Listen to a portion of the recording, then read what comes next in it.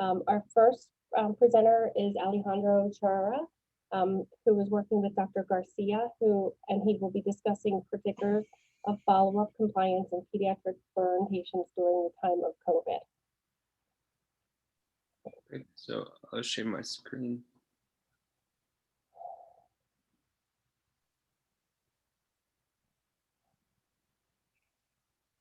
Great. Can you all see my screen?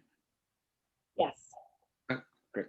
So hi, everybody. Thank you for letting me share our work today. My name is Alejandro Charra, and today I will be talking about the predictors of follow-up compliance in pediatric burn patients during COVID. There are about 486,000 burn cases per year in the US. About 1/4 of these are children aged 16 or younger. Most children with burns are initially evaluated and treated in the emergency department without the need for admission. However, the success of this approach is dependent on close follow-up. Inadequate outpatient treatment can result in physical and emotional complications, such as poor wound healing, hypertrophic scarring, contracture formation, infections, chronic pain, anxiety, and depression. The pandemic has led to increased isolation and potentially decreased access to healthcare. Although effective at preventing virus transmission, regulations implemented during the pandemic have placed added socioeconomic, emotional, and transportation barriers for many. Capacity restrictions in hospitals and outpatient centers, as well as increased patient concern for virus transmission, may also have had unintended consequences in the pediatric burn population. Likewise, with more time indoors, children are more readily exposed to household cleaning chemicals, inhalants, firearms, or other sorts of potentially harmful environmental factors that can lead to burn injuries. However, there is limited data on how COVID-19 has impacted the adherence of pediatric burn patients with their outpatient clinic visits.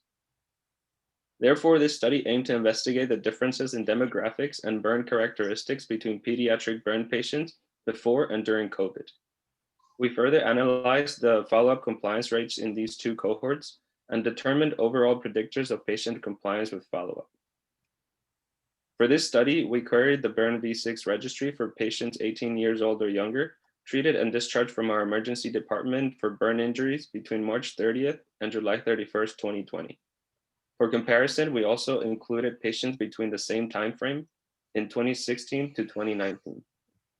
We analyzed changes in demographic information, burn characteristics, and follow-up rates between the pre-COVID and COVID groups. Further analysis was done for indoor burns only, as we hypothesized there could be changes due to the recommendations to stay indoors during the pandemic.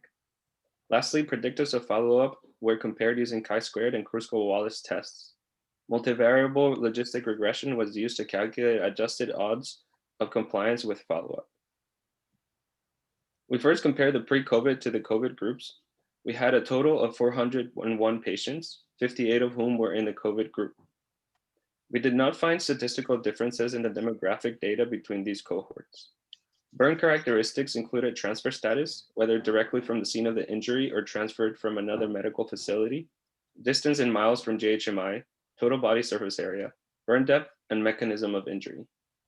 Once discharged, every patient is asked to return to the outpatient follow-up appointment, preferably within 2 weeks of injury. Therefore, we separated follow-up within 2 weeks and follow-up at any time point. These variables also showed no statistical significance between cohorts. Our next analysis was similar to the previous one, but this time only patients with indoor burns were included. There were a total of 322 patients, with 43 in the COVID cohort. Again, we saw no statistical differences between the two cohorts in terms of demographics or burn characteristics. We then determined the predictors of overall follow-up. In this analysis, all 401 patients were separated into a follow-up cohort and a no follow-up cohort. Demographics data still showed no differences, but we did find statistical differences in the burn characteristics. Median total body surface area of patients who followed up with their outpatient appointment was 1.5%, compared to 1% in those who did not follow up. Burn depth was also predictive of follow-up compliance. Patients with partial burns were more likely to follow up, while superficial burns were more predictive of a lack of follow-up. The mechanism of injury was also significantly different between these groups. Scald burns were more likely to follow up than patients with other mechanisms, while contact burns and burns due to flames were more indicative of no compliance to follow up. Additionally, patients transferred from another hospital were more likely to follow up. After adjusting for these variables, there was still no difference in the odds of appropriate follow-up during COVID. As mentioned previously, transportation barriers, economic hardships, and psychosocial implications of the stay-at-home order may have drastically affected patients' ability to attend outpatient clinic visits. This is especially important for burn patients, for whom compliance with outpatient follow-up and wound care is crucial to ensure an appropriate physical and emotional recovery. However, this analysis supports that the pandemic has not had a significant effect on the follow-up compliance of burn factors of pediatric patients. Interestingly, even with the public advice to stay indoors, the rate and characteristics of indoor burns has not changed during the pandemic either. This is reassuring as it suggests that families of all backgrounds are still able to bring their children for evaluation. Overall, our hospital saw a 61.3% follow-up rate in the population studied. However, there is still a large group of patients who do not adhere to the instructed outpatient follow-up regimen. On top of a baseline suboptimal follow-up, a year like 2020 brings new challenges in the efforts to increase outpatient compliance. Healthcare systems must balance providing appropriate care while simultaneously helping to minimize virus transmission. Approaches to mitigate these challenges have been implemented around the country, with telemedicine being one of the major strategies adopted by burn centers. As with all single center studies, our data are limited by geographical and institutional constraints. Further multi-center studies throughout different geographical regions are recommended to confirm the results shown here. Additionally, this study did not assess for differences in socioeconomic status. Since low SES has been an indicator of increased burn incidence and severity, we hypothesized that a pandemic might exacerbate these discrepancies. Further, the study period included 4 months during which time may have been a variability in follow-up attendance as quarantine fatigue sets in patients.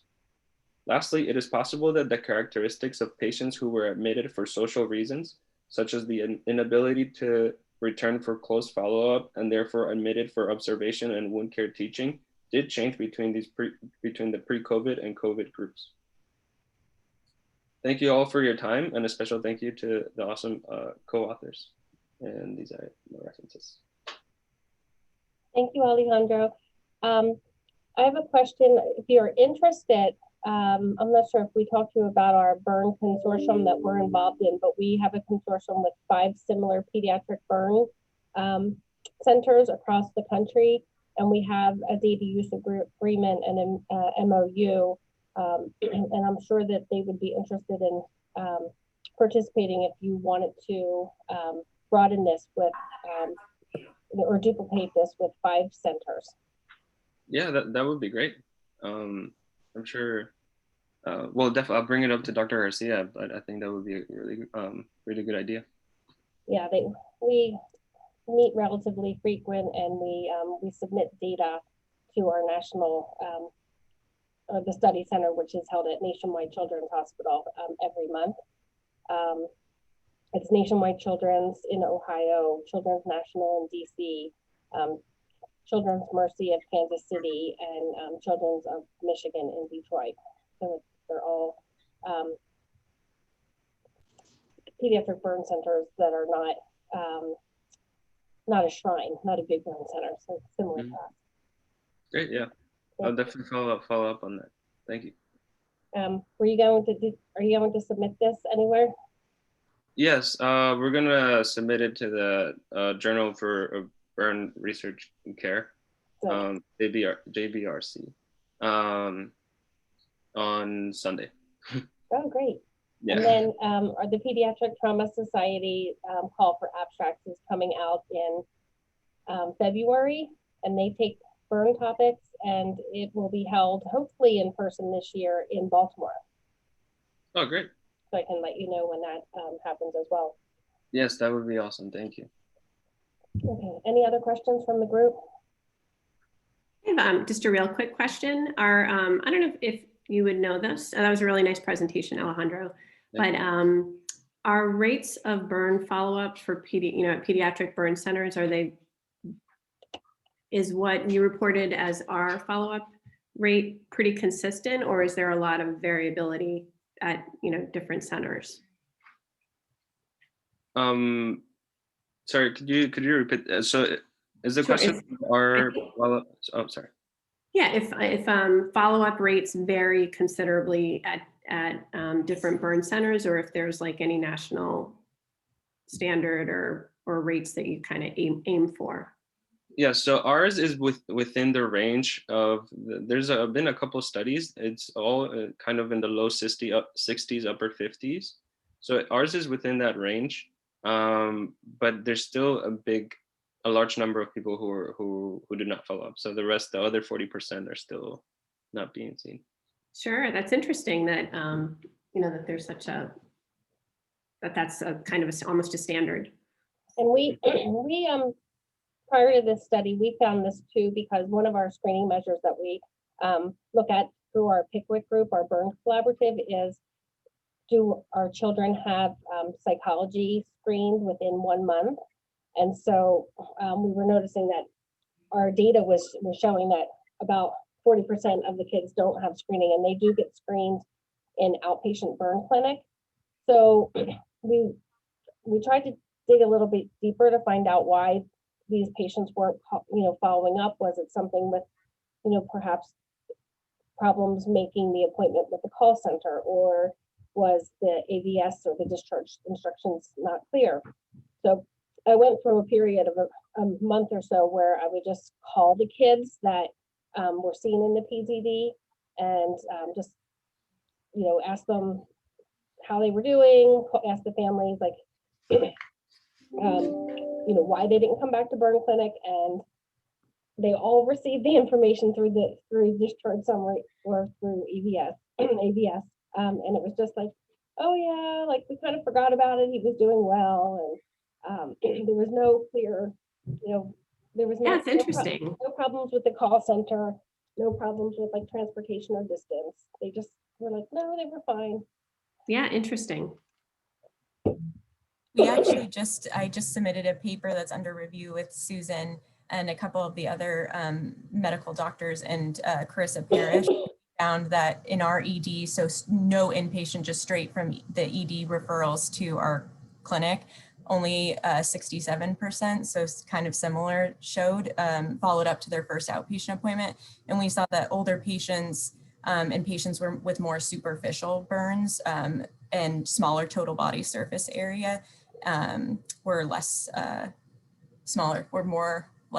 less likely, sorry.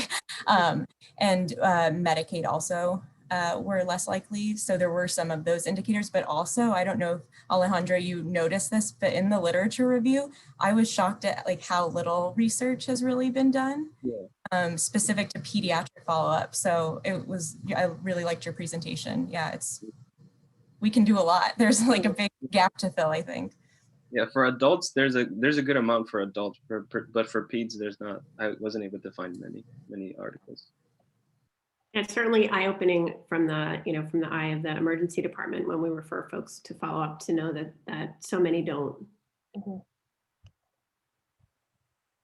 And that was kind of consistent. So because there's so little, I don't know, Alejandra, if you saw this too, but like in other just pediatric populations like surgery or kind of more general like concussion or just other pediatric populations, similar follow-up rates are found as well, like about 60%. So burn is, I guess, that different than like other pediatric populations. I mean, I didn't do an exhaustive search, but it didn't seem like we thought there would be like better follow-up because of a burn injury, but.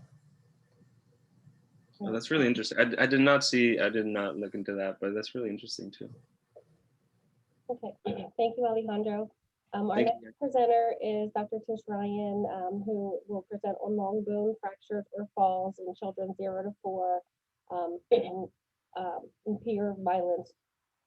Oh, is that right? Actually, I'm doing the Harris poll. Harris poll. Sorry. Okay, you've had 3. Okay, so So I'll share screen. Perfect.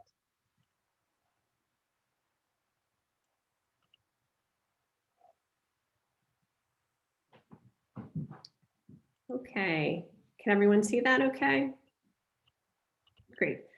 So good afternoon, everyone. My name is Tish Ryan. I'm one of the attendings in the Pediatric Emergency Department. And it wasn't clear what I was going to present today. I was hoping to get this data, which I did Wednesday evening. So bear with me as I'm still working through the interpretation of the findings. This is some recent work that's a collaborative effort between the School of Medicine and the School of Public Health. And it's results of a national survey of US households regarding injuries and poisonings to children during the COVID-19 pandemic. So as we all know, injuries and poisonings are the leading causes of pediatric mortality and morbidity, and a large proportion of these events occur at home. Lifestyle changes relating to COVID-19, including increased time at home, may impact risk of home injury. And thus, we sought to first describe the number and type of home injuries and poisonings to children reported by households during the pandemic, and then second, to compare households reporting injuries to children residing in the home to those who did not report any injuries to children residing in the home. And this was a cross-sectional survey of a nationally representative sample of US households surveyed between June 17th and June 29th of 2020. Home injury questions were added to an online survey of a representative sample of adults living in the US, which was conducted by the Harris Poll, which uses a large network of online panels to conduct surveys. The panelists complete a proxy for consent, and IRB approval at Johns Hopkins was obtained. And then for the purposes of the content for kind of the basis for this survey, we took 2 survey questions adapted from the National Health Interview Survey and used them in this survey. And the 2 questions are listed here as follows. They both started with, since the coronavirus pandemic started in the US, have you or has anyone living in your home first swallowed or eaten something that could make them sick, like a medication or a household product, a plant, or something else while in and around your home? And then a second similar question asked, had an injury where any part of the body was hurt while in and around your home. A home injury could be from a fall, a cut or a scrape, getting hit by something, or from a burn, or from something else. So respondents were also asked a number of follow-up questions about the causes of injuries, general household characteristics, as well as lifestyle changes related to the pandemic. And I think you're going to hear a little bit later a presentation from Eileen Mcdonald that is also related to this survey. But this analysis and the data that I got a couple days ago focuses on households which had children less than or equal to 14 years of age in residence. And our analysis include descriptive statistics, t-tests, and chi-square testing. So in terms of results, there were a little over 2,000 respondents completing the survey. Of these, 225 households had children 0 to 4 in residence, and 526 households had children 5 to 14 in residence. So in the following slides, there are a lot of data, and just in the interest of time, since this is a brief presentation, I'm just really going to highlight some of the results that I thought were interesting and were most consistent. So here you can see that 40% of households with children 0 to 4 years of age in residence reported at least 1 injury or poisoning event in children in that age group, with a mean of 1.7 events occurring in that age group. About 31% of households with children 5 to 14 years of age in residence reported at least 1 injury or poisoning event in children in that age group, with a mean of 2.7 events in that age group. So the proportion of those reporting injuries, the 40% versus 30.6%. This was statistically significant, so there was a higher proportion reported in the younger age group. And just as a general comparison to that 2017 NHIS survey, when these questions were asked, 14% of respondents answered positively. So it's not a direct comparison because the questions were altered somewhat, but generally it's suggestive that injury rates were higher than reported in a non-pandemic period. So in this table, in the 0 to 4 age group, in looking at numbers reported, the most common injury mechanisms reported in order 1, 2, and 3 were cut, fall, and burn. Whereas in the 5 to 14 age group, the most common injury mechanisms were fall, cut, and swallowed or ingestion. The younger age group, just in terms of statistically significant results, the younger age group was more likely to experience a cut, and the older age group was more likely to report experiencing a fall resulting in an injury. Again, just in the interest of time, I'm going to highlight a few results, and our team still needs to meet and kind of go through all these. But the following, some do pan out in terms of being consistent with prior, injury epidemiology, but there are also some things that are a little bit different and maybe specific to the pandemic. So in these next couple slides, we compare households reporting injuries by age group to those not reporting injuries. And on this slide, just a couple of statistically significant findings of interest. In the 5 to 14-year age group, urban households were more likely to report injuries, and suburban families were least likely to report injuries. This is interesting, and there are a few theories about this from data that we got in the adult population. But in the 5 to 14-year age group, those with incomes above 100,000 were more likely to report injuries. Which I think is an interesting finding. Some speculation about ability to make substantial purchases that were, to provide activities at home, like trampolines come to mind, that could potentially contribute. But I think, we need to kind of think through those findings a little bit before we make any conclusions. Again, on this slide, highlighting some findings of interest. The top line just shows that the majority of respondents were parents in the household. And we also see that in the 5 to 14-year age group, respondents with higher education as well as reporting employment were more likely to report an injury event. So this sort of corresponds to income in the prior slide, but is a little different than what we often see in injury epidemiology. This slide looks at factors associated with household composition and some questions that serve as a proxy for adult-child ratios. And these are generally consistent with what we usually see in terms of the presence of 2 or more adults in the household was associated with not having an injury in the 0 to 4 age group. Again, suggestive of potentially more adult supervision. With a higher mean number of children in the household associated with injuries.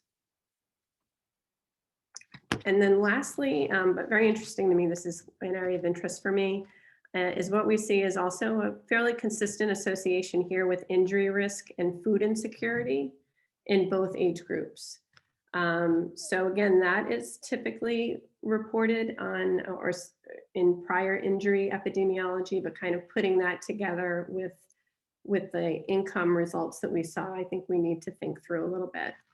And in the last 2 rows, time spent at home, interestingly, as well as thinking about accidents and injuries and making changes related to that, were not associated with injury risk. So sort of, hot off the presses conclusions, we did see in our sample that 40% of households with children 0 to 4 and 30% with children 5 to 14 reported an injury in those age groups. And that does just generally seem to be higher than what is reported outside of the pandemic era. We did see associations between injury risk and urbanicity, income, household composition, and food insecurity. Associations were not observed between injury risk and time spent at home or respondent awareness of risk, as well as making changes related to that. And our next steps are to review and discuss the findings with the rest of the research team and move forward with presenting and writing up.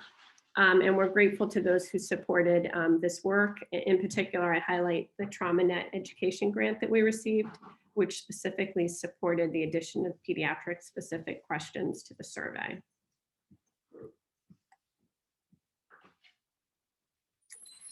And any questions, or that kind of concludes the presentation? Sorry, I couldn't get off mute. Thank you, Tish. I have one question. Do you think that the increase in injuries related to a higher socioeconomic status is potentially correlates with higher education and maybe people being less fearful of coming to the emergency department? If I say it in another way, like I think less educated people were just not coming to the emergency department because they were fearful to go out and to get exposed. Yeah, so the interesting thing with this survey is that it was not necessarily medically attended.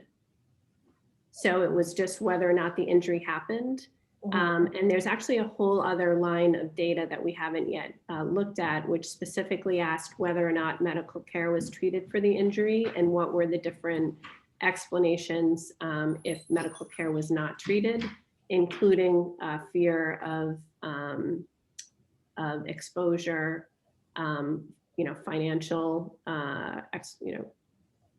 explanations or stresses, et cetera. So it'll be interesting. I think we will be able to get a sense of how that may have influenced behaviors and seeking of care as it relates to income, as it relates to education, et cetera. But this was strictly, did you have an injury in your home? Any other questions? Thanks so much. Thanks, Tish. Great information. I think I see it. Hi, Eileen. Oh, Sarah just said, do you have data on whether Child Protective Services was involved? Not for these questions. Okay. But that's a great point, but not for these. It is a very interesting experience developing questions for the for an online poll survey like this in terms of if you haven't done it before. This was my experience in working with the group, and you really have to, each question costs a certain amount of money and has to be phrased in a certain way that the answers can be translatable to the other questions, et cetera. So that would certainly be a great follow-up question for future surveys. Okay, thank you. So our next presenter is Eileen Mcdonald. She is also presenting something similar on a national survey of home injuries during the time of COVID. And Eileen, do you want to share your screen or do you want me to pull it up? No, I'd prefer to share my screen. I'm good to go. Thanks. Okay. And I should say, in a perfect world, I probably would have gone before Tish's presentation because this is the exact same data set. It's the same survey from the Harris poll, but I had another commitment that kept me unavailable until now. So the good news is that I'll go quickly through the background. So I'm going to be talking about the same survey, but looking at kind of broader, higher level results than Tish's deeper dive into the households with children. And I'm going to focus on the lifestyle and injuries. So Tish probably already shared with you our collaborators. I do want to say that this presentation was originally put together by my colleague, Dr. Andrea Gielen. She couldn't be here due to other commitments, so I'm just doing this on her behalf.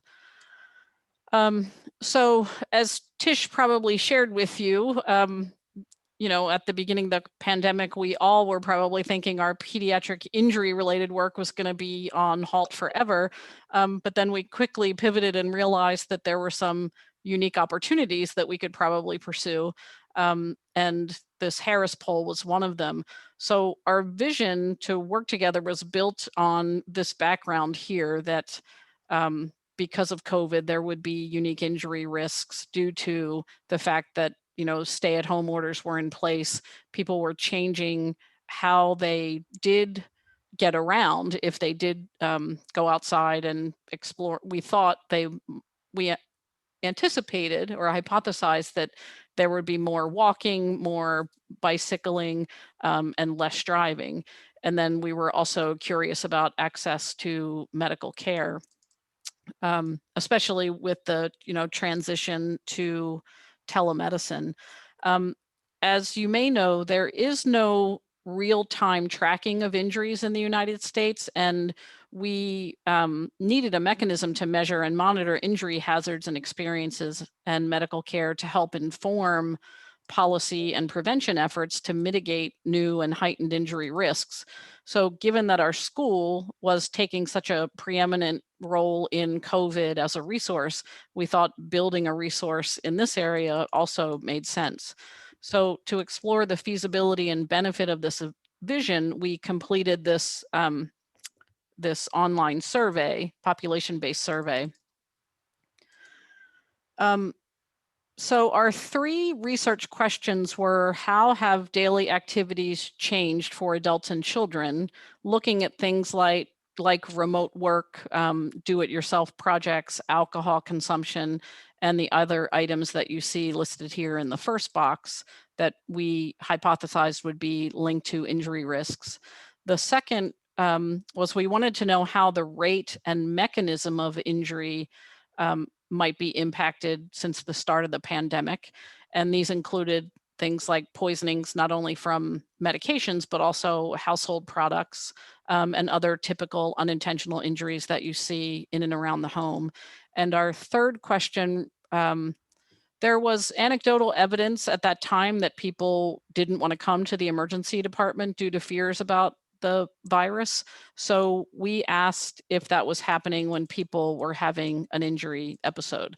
So we hypothesized that the answers to these questions would be influenced by the amount of time that people spent in and around their home and people's beliefs about their susceptibility to and severity of the COVID virus, as indicated here on the bottom of the slide.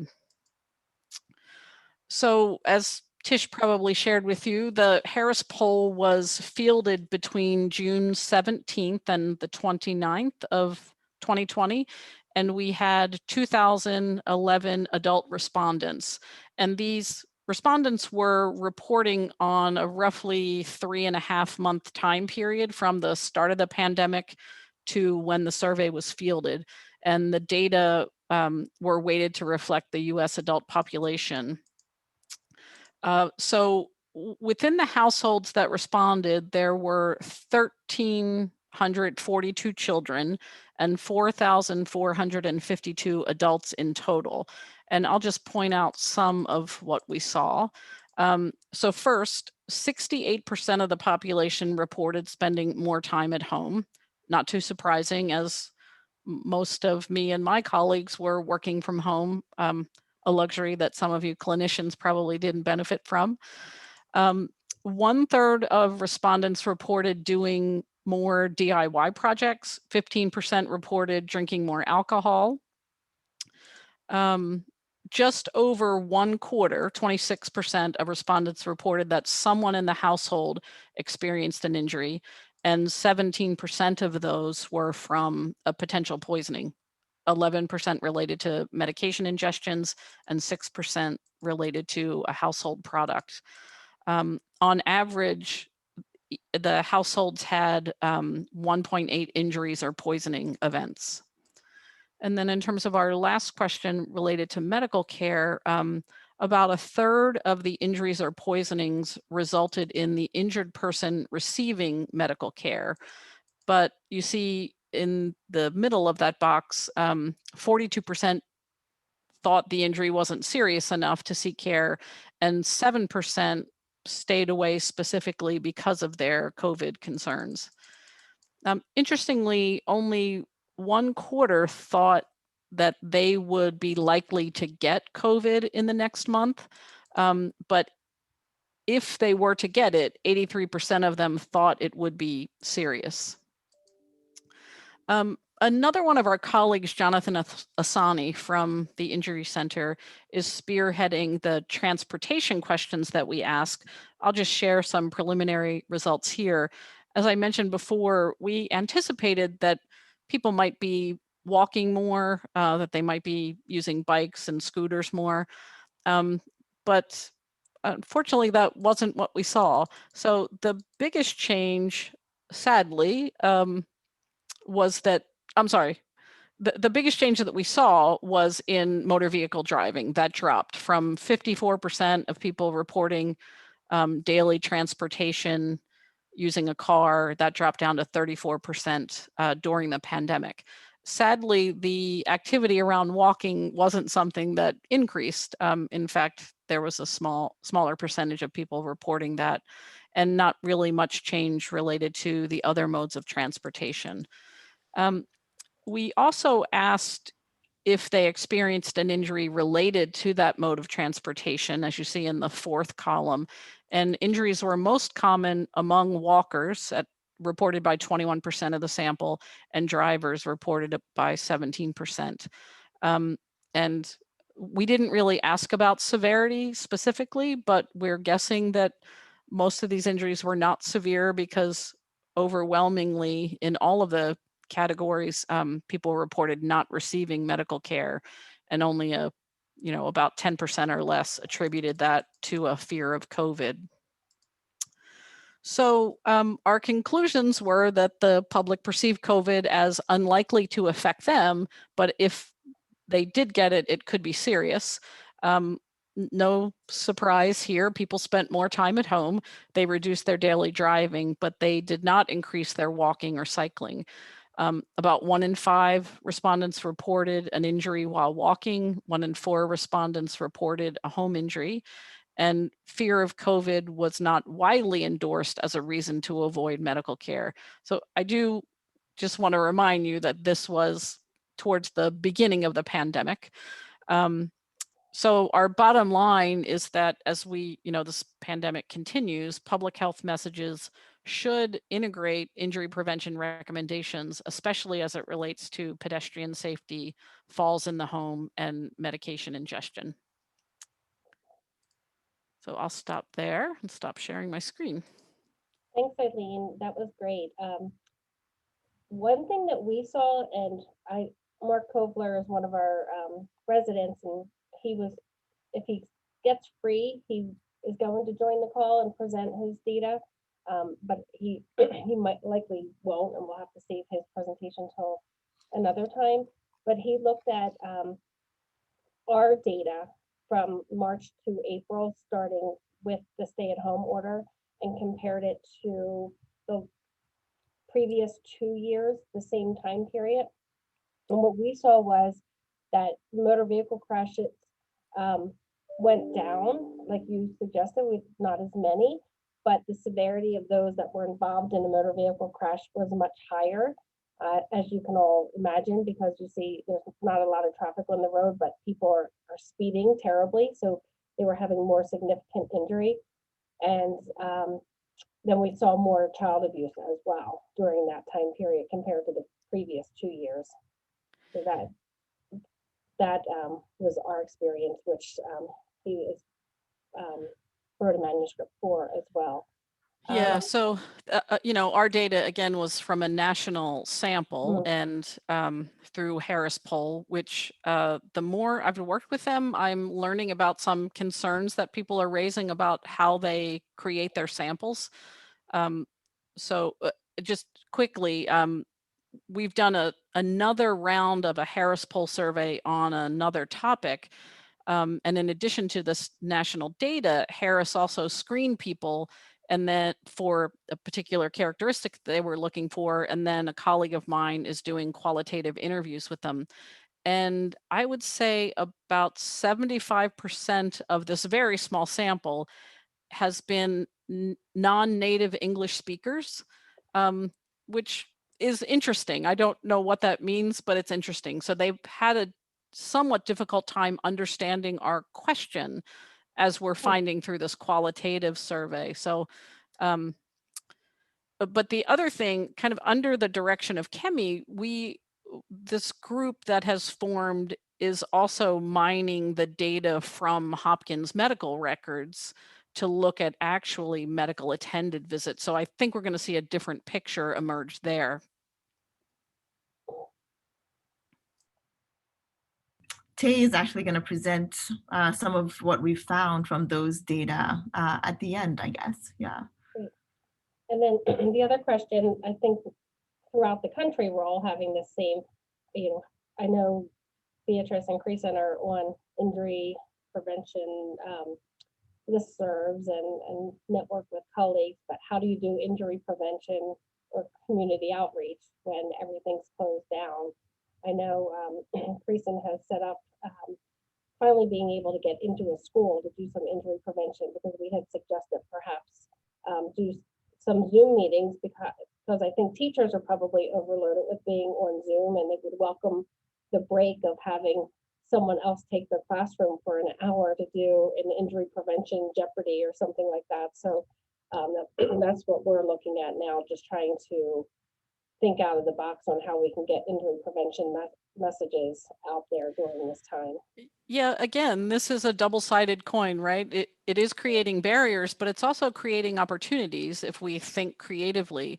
So, but it demands certain resources. But for those families that do have Zoom or a smartphone, there are actually unique opportunities to literally see inside the home of some of the families that we want to serve. And, there may be ways to offer one-on-one assessments or education opportunities with families and literally see their living conditions. I know people are trying that with car seat installations. Fire departments are doing it in terms of fire prevention and safety issues. So clearly it means, more equitable technology for families, and particularly our priority audience being lower income and urban families that have more barriers accessing these things. But if we can level the playing field there, it might create some really wonderful opportunities. Yeah, I can attest to being brought into someone's house now that I'm doing telemedicine. I am actually seeing way more of their house than I want to see. Yeah, but that's really critical for some injury. I mean, think about infant safe sleep as an example. To really be able to see the sleep space and maybe even see the baby while he or she is sleeping is incredibly valuable and doesn't rely on the parent reporting what they know you want to hear. For sure. It's not perfect, of course, but it's an opportunity. Well, thank you. Any other questions for Eileen? Okay, excellent. All right, moving right along, we have Ted Kono. How do you say your last name, Ted? Where are you? It's Quo. Quo. Ted Quo, one of our pediatric emergency room fellows, and he will be talking on WBC and glucose can aid in identifying patients at low risk for trauma. All right. Let me just adjust my screen real quick.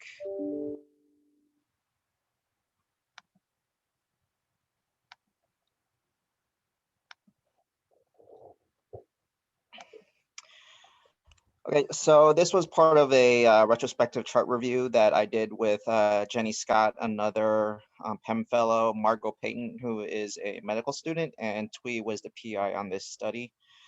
We looked at markers of essentially of the SIRS response to see if we could predict patients who had a clinically significant injury versus those that didn't. Some of the background and reasons for this study was that the initial trauma assessment can be challenging in young or developmentally delayed children. As we all know, CT is associated with increased exposure to radiation and risk of a malignancy. And obtaining multiple x-rays in the trauma bay can sometimes consume time and resources when we don't really have a good clinical exam to go off of. And in the adult literature, leukocytosis and hyperglycemia following trauma have been well documented. So our question was, how do these laboratories reflect a stress response, and how do they correlate with presence of injury following blunt trauma? So this was a retrospective chart review from 2018 to 2019. We went through the Maryland Trauma Database. Our inclusion criteria included patients aged 0 to 18, meeting criteria for institutional alpha or Bravo trauma team activation. We excluded patients who were in cardiac arrest or peri-arrest upon arrival. Drownings were excluded. Any documentation of recent viral or bacterial infection. Any patients who have been on immunosuppression. Any patients with metabolic disorders, and any patients with hematologic disorders. So out of our total cohort, it was split between about 50-50 between those who didn't have an injury and those who did. You can see that there were slightly more who had injury with at 58%, and those who didn't were at 42%. Overall, the most common types of injuries that we saw in our cohort were fractures of the pelvis or other extremities, and then intracranial injury, including a skull fracture.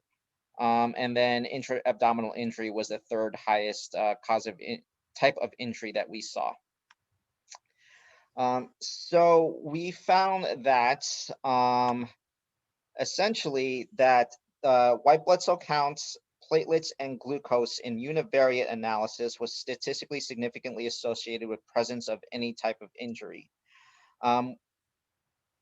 When we looked based on sex, race, ethnicity, there were no statistically significant differences between the two populations.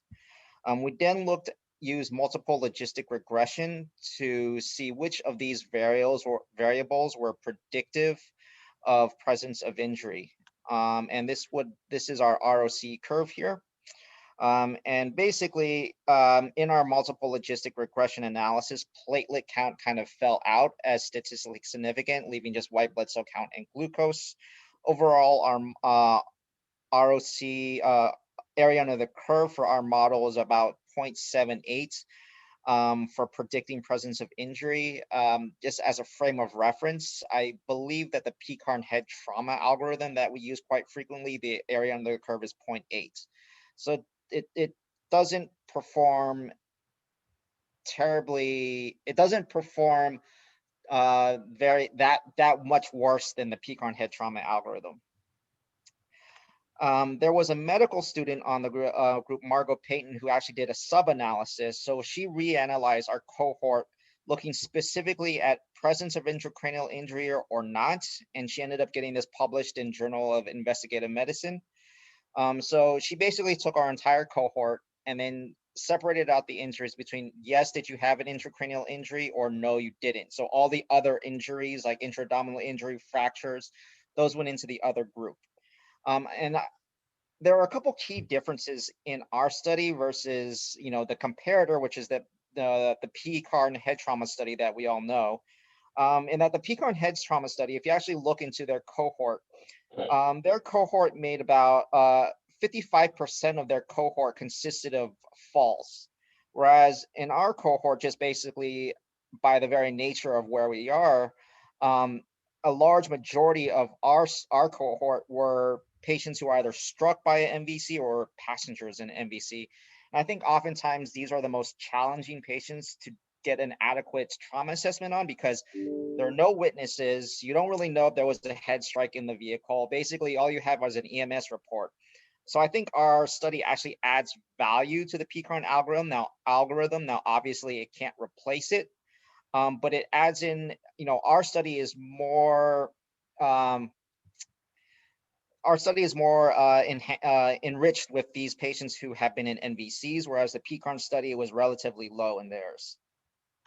So what we found was that, again, white cell count and glucose were very highly associated with presence of intracranial injury, as well as age, which are not surprising. The one interesting thing that we did find, and I'm still trying to wrap my head around it, is that the presence of any other injury was actually predictive of absence of an intracranial injury. So that's a double negative there, and I'll rephrase it. So basically, if you had another injury on your body, you are less likely to have an intracranial injury. And this is very counterintuitive, basically based on everything that we traditionally have known about trauma. Is basically, if you've got injuries all over your body, or it would seem that you would have a higher risk of having an intracranial injury, but this data suggests otherwise. And it's a small cohort, and I'm still trying to wrap my head about why this is. Is it a confounding variable that we did not account for in the study? Or is it basically, if you can envision the trauma mechanism in an NBC, if you have distribution of force to other areas of your body, perhaps that spares a head. But there's multiple different hypotheses that we're trying to evaluate here. Again, the ROC curve for this was quite similar to the other study. It was about 0.8 in predicting presence of an intracranial injury. So our conclusions of this study, now I'm not trying to wade into the debate about whether or not every single trauma patient needs to get labs, but basically what we are taking away from this is that those patients who someone deemed necessary to get labs on, white blood cell count and glucose can function as a useful adjunct to our existing PCARN head injury algorithm and our other clinical decision tools to evaluate for presence of injury. So the future directions that I am now taking this study, I now have an IRB approved protocol for the PTD called the Johns Hopkins Pediatric ED Risk Evaluation and Assessment of Systemic Inflammatory Syndromes, or JHH-PTD reassess. We are approved by the IRB, and basically what I'm interested in now in evaluating is we have demonstrated an overwhelming SIRS response following trauma, and it's been well documented in various mouse models that this SIRS response causes a non-specific proliferation of your innate and adaptive immune cells. But then there's also a compensatory adjustment. So everything that goes up must come down. And my hypothesis that I would like to test now is whether or not trauma leads to non-specific activation of the memory T cell compartment. And if it's later on causes holes in the memory T cell compartment later on during the contraction phase, which makes children more prone to chronic illnesses and disease later on in their lives. So the inclusion criteria for this study are alpha and bravo traumas. And then we're going to compare those to patients who come in with more infectious etiologies like fever and MISC, sepsis, etc. And I'll be doing functional and phenotypic characterization of CD8 and CD4 T cells using flow cytometry. Currently, this is just a pilot study that I'm hoping to gather preliminary evidence for a more long-term study. And that's the end of my talk. I'm happy to take any questions. Thank you, Ted. Timely, as we're having conversations about standardizing labs in trauma patients, and when we should get labs for patients. So I'd be interested to hear your thoughts in that, in terms of, alpha trauma, certainly we get labs on, but for the bravo traumas that may have, a significant mechanism, but no visible trauma, what would your thoughts be on that? You're asking me to basically hang myself here. I have seen a couple pen attendings.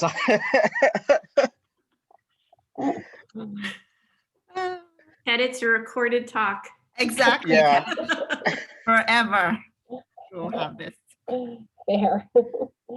I can't comment on that based on our study because we excluded patients who didn't get labs. So I can't tell you of the patients we did not get labs on, how many came back with an unidentified trauma.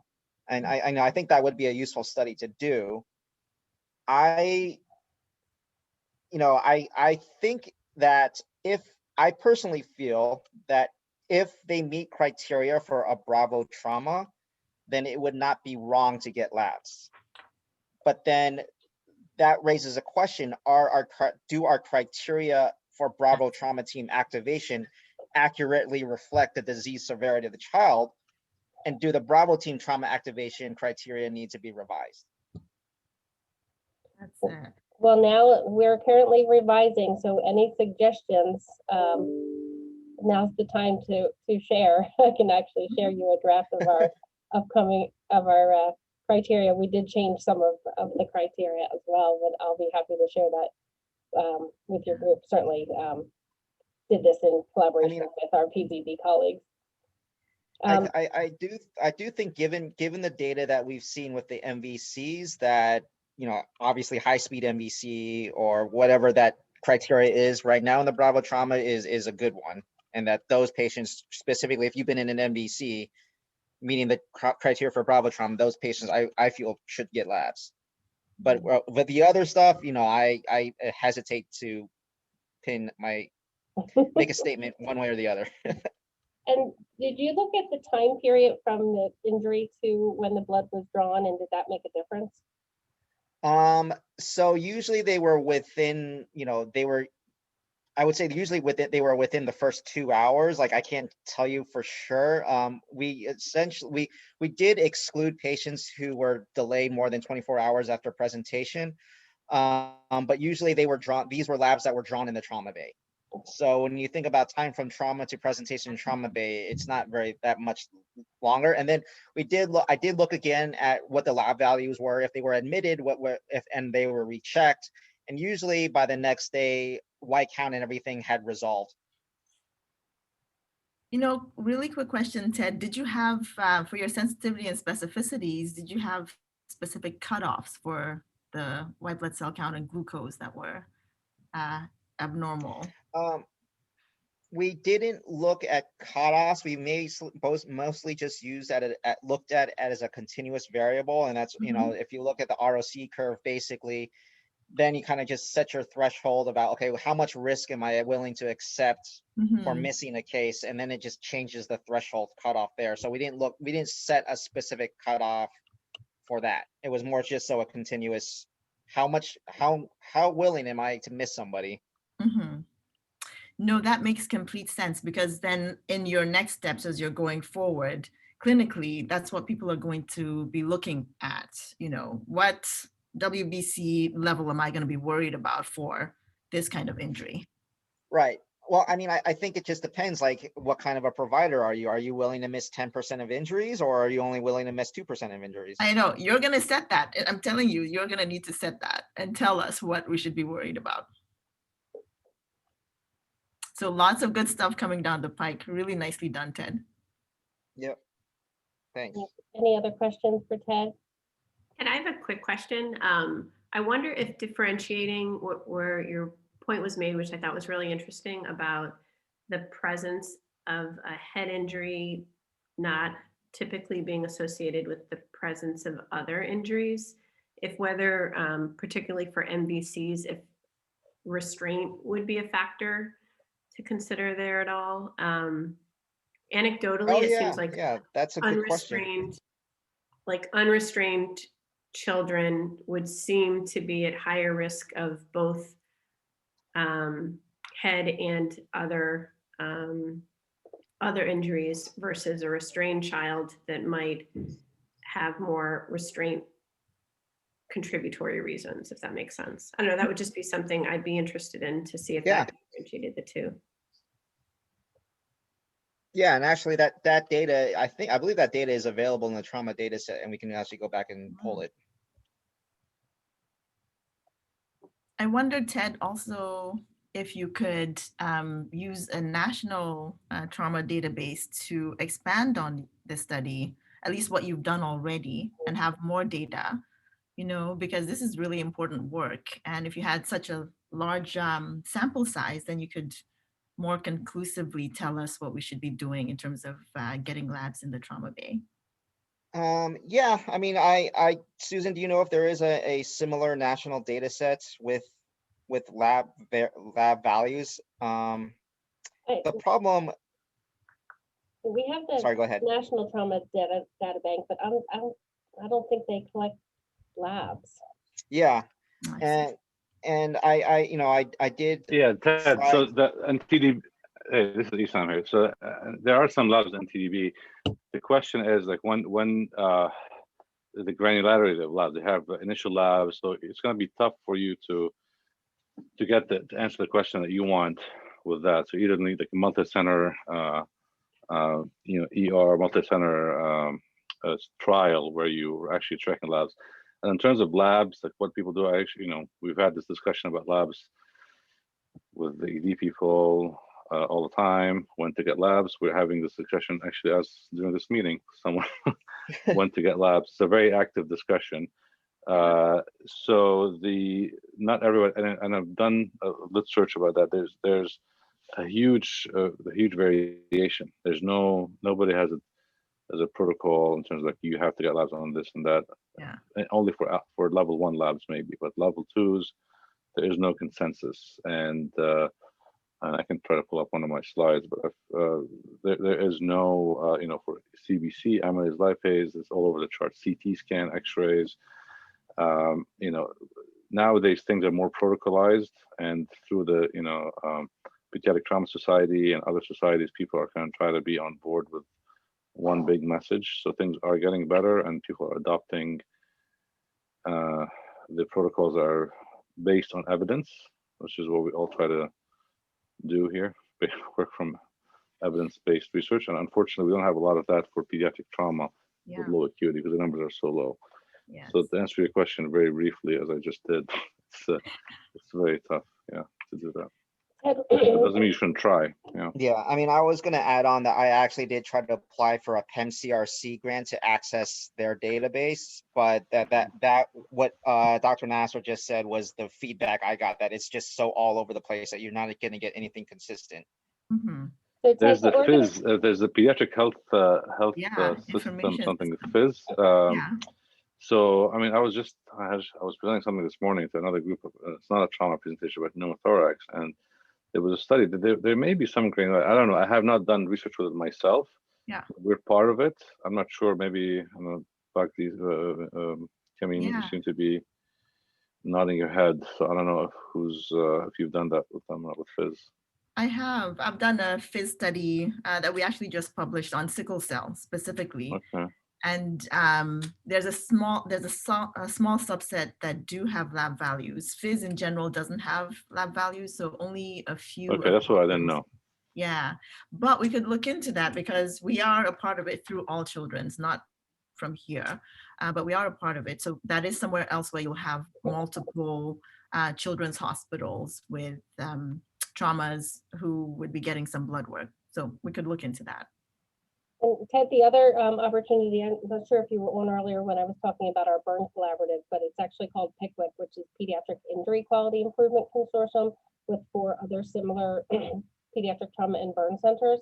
And we have a data use agreement and an MOU, and I'm sure they would be very interested in collaborating and maybe doing the same study with 5 centers. Okay, cool. Okay, great. Thank you so much. Next up, we have Sarah Coppola. She is going to talk about care transitions and teamwork in pediatric trauma and implications for health information technology design. So Sarah, do you want to share your screen? Hi, I only have a few minutes, so I think I'm gonna just focus on a few highlights. All right, can you see a PowerPoint? Yes. Okay.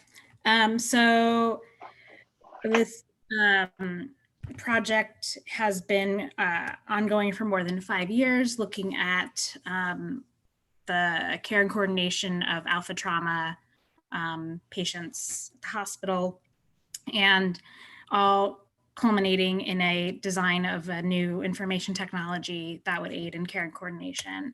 And so what we've done so far is we did 38 semi-structured interviews and including some brainstorming interviews in a participatory design process and a focus group to gather design requirements. And across multiple sorts of providers and departments who respond to alpha traumas. And we identified several key areas to tackle with our design. And then we found that the issues fell into 9 themes: protocol complexity, the nature of pediatric trauma, like the overall physical environment, organization and staffing related things, training and education, and people being in sort of silos by department, communication, technology, documentation, and teamwork issues. And most of what we identified were teamwork related.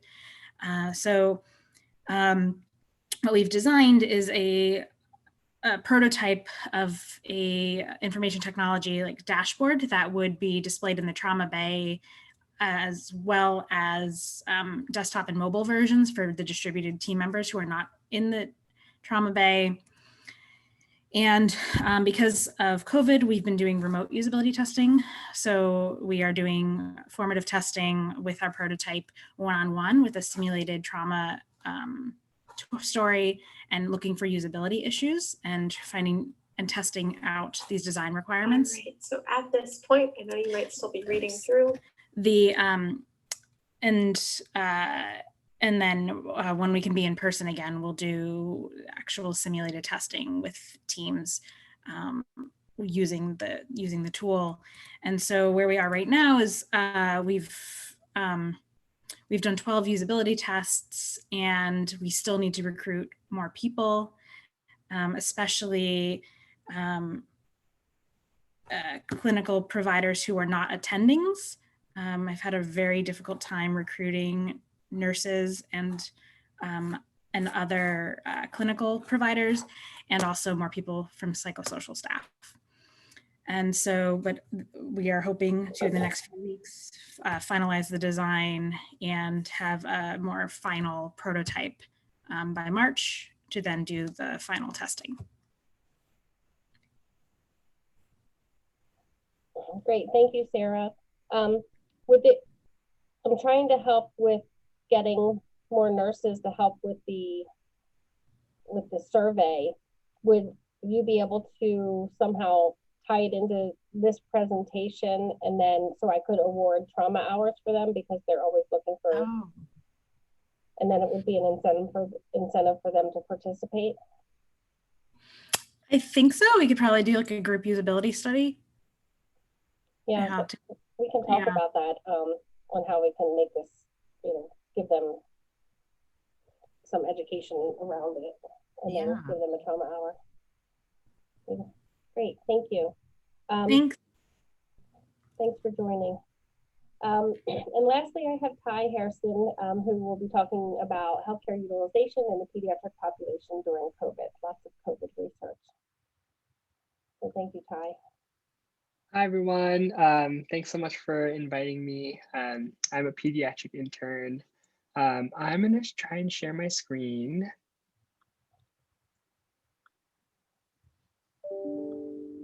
Okay, can everyone see my presentation? Yes. Great. Okay, so so I'm going to talk about looking at high acuity traumas, specifically in the COVID-19 era. And I got this project because I actually finished all of my ER rotations in all of intern year, like the first couple months of my intern year. I did a lot of ER shifts, and I kept talking to a lot of the attendings, and we were all just saying that, even though all of the ED presentations in general have been less, we've noticed that, we're still getting a lot of alpha and bravo traumas, and we wanted to see whether or not that had a special implication during this special time. So I have no disclosures. So for an introduction, so COVID-19, the syndrome that we all know about, has shifted the utilization of healthcare resources in general. And globally, they've actually seen just decreased utilization of ED services during the pandemic. And people are speculating whether or not that's reflecting a collective fear of hospitals as highly infectious zones and the downstream effects of quarantine and self-isolation. But, what about trauma? And I did a kind of review of the literature and seeing if, there was any studies published that talk about, high acuity traumas or traumas in, the COVID era. I did find this one article by Brewster in the UK and actually showed that pediatric burns at their center in the UK, they found a 30-fold increase in number of scalds due to steam inhalation as a potential remedy for the respiratory symptoms of COVID. And then there was a study that was published near kind of like the mid of 2020 that showed that while ED utilization was lower, there was a proportionally higher rate of traumatic injuries during 1 month of the pandemic compared to previous years. And I think the steam inhalation study is very interesting because I feel like COVID, as we were kind of talking about this afternoon, there's definitely changes in how people interact, how people are home more, and it definitely begs the question of, are things happening in the trauma world that are different from previous years? And there wasn't really any current trends of high acuity pediatric traumatic injury during COVID-19 that we saw. And so for our study, we wanted to identify trends in the numbers and types of traumas presenting to a level 1 pediatric trauma center during the COVID-19 pandemic compared to prior years. And our hypothesis of this study was that we'd find a statistically significant difference in both the number and types of traumas presenting to our ED during the COVID-19 pandemic compared to similar months in 2019 and previously. And so what we did for this study is, at first, I looked basically at all of the high acuity traumas from January 1st, 2020 through September 1st, 2020. And I compared that to the 3 previous years. So the similar months, but just 2017 through 2019. And we defined high acuity trauma as traumas requiring admission, emergent surgical interventions, or resulting in a fatality. And I basically looked at a longitudinal time series plot just to see, were there any gross changes in the number of high acuity traumas coming in to our ED compared to previous years. I also compared that to just high acuity traumas over as a percentage of all ED presentations. And I also wanted to look at whether or not there was a statistically significant difference in those things. And then I also looked at the timeline specifically from March 1st, 2020 to when the pandemic kind of caught on the US and when there was kind of mass isolation through September 1st specifically, and compared those months to previous years. And then I looked specifically at changes in mechanism of injury of traumas, injury severity score, and also this thing called area deprivation index, which is a measure of socioeconomic disadvantage during this time period. And I looked at t-tests and tests of proportions to see whether or not there was any changes in this year compared to previous years. So this is my our first result graph. This was the longitudinal time series plot, where on the y-axis, I plotted basically number of high acuity traumas, and on the x-axis is per month. The different colors correspond to the different years. I thought it might be useful to put a pre-COVID-19 average. So that is the average number per month of all of the previous years kind of average out together. So that's the black dotted line. And what you can see from this graph is that kind of around April and March, when things started to shut down in Baltimore, you do see a decrease in the high acuity traumas compared to the average and other years. And as isolation and quarantine and things started to open up around June, July, you do see the number of high acuity traumas increase past that average near July. Another graph I have in terms of looking at our data at a longitudinal time series plot, I wanted to see the percentage of high acuity traumas of all ED visits per month. So this is looking at high acuity traumas as a percentage of all ED visits. And you can actually see that although we've had lower ED visits, we've actually had an increase of this percentage actually when things started to shut down in Baltimore around March, and they kind of continue to steadily increase as as the pandemic progressed in those months compared to prior months. So this is 2020 compared to the prior months here. Then I looked specifically at March 2020 through September 1st of 2020. And I wanted to look at changes in the types of high acuity traumas compared to previous years. And what we found is that there actually were more high acuity assaults and more high acuity child abuse, which was statistically significant and different from previous years compared to 2017 to 2019. And we did see that there were less motor vehicle accidents, falls, drownings, and animal attacks. We did not find a statistically significant difference. So just to summarize all the results I talked about, we looked at 480 traumas during 2020 from January to August, and we found that 227 of those were high acuity traumas. We saw that high acuity traumas declined significantly as a state of emergency was declared to a nadir of 16 in April 2020 compared to previous years, and that was statistically significant. And as restrictions were lifted, high acuity traumas increased and surpassed previous years to a peak of 40 visits in August 2020. And that was statistically significant compared to previous years. And then high acuity traumas as a proportion of total ED visits were higher from March to August 2020 compared to prior years. We found that there were more visits for high acuity assaults and confirmed or suspected child abuse, physical child abuse, but fewer for falls, drownings, and motor vehicle accidents from March to August 2020 compared to prior years, while visits for animal attacks remained stable. And then we also found that when we looked at the ADI, high acuity assaults were from the most disadvantaged areas. So the ADI range was 7 to 10, and the mean ISS was 10, whereas physical child abuse cases were from almost all ADI state from range 2 to 10, and the mean ISS was similar from March through August of 2020. So our conclusions, it's widely reported in the literature looking at comorbidities in the COVID-19 era that there is an increase in mental health crises as a result of isolation, socioeconomic stressors, and domestic violence. And further research needs to be conducted regarding global pandemics and its effects on neighborhood violence and intimate partner violence. And hopefully these findings may be used to guide public health measures on safety and injury prevention as the pandemic continues and further restrictions are debated. These are my acknowledgements to Dr. Badaki, who is my primary research mentor on this team. And thank you for many of you who are on this call for helping us move this project forward. In terms of next steps, this project was accepted for a podium presentation virtually, of course, for AFMR. And it's currently been submitted to SAEM and PAS. And so we're waiting on those acceptances, hopefully, as well. And we are planning right now to write a manuscript and hopefully we'll be completing the next month. And these are my references. And I'd love to take any questions that any of you have. Thank you so much for giving me the opportunity to be here. I thank you so much. Can you remind me again, what was your definition for high acuity?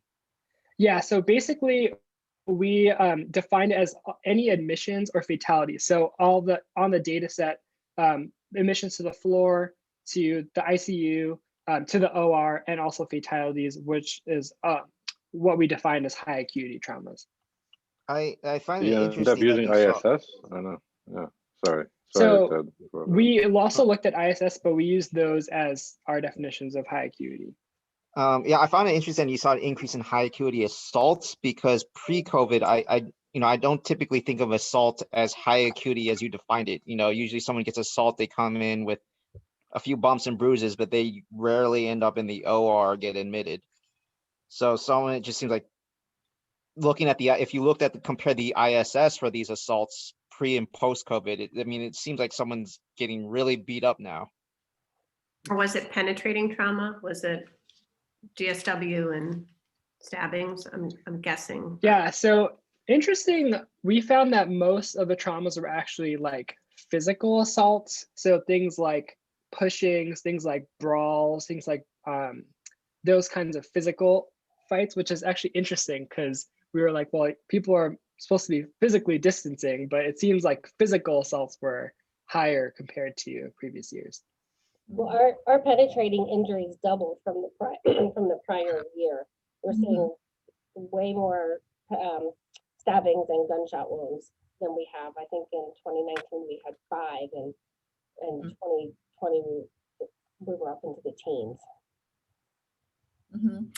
So Ted, either way, any way you look at it, more of our trauma, well, we're comparing trauma patients that needed more intervention Right.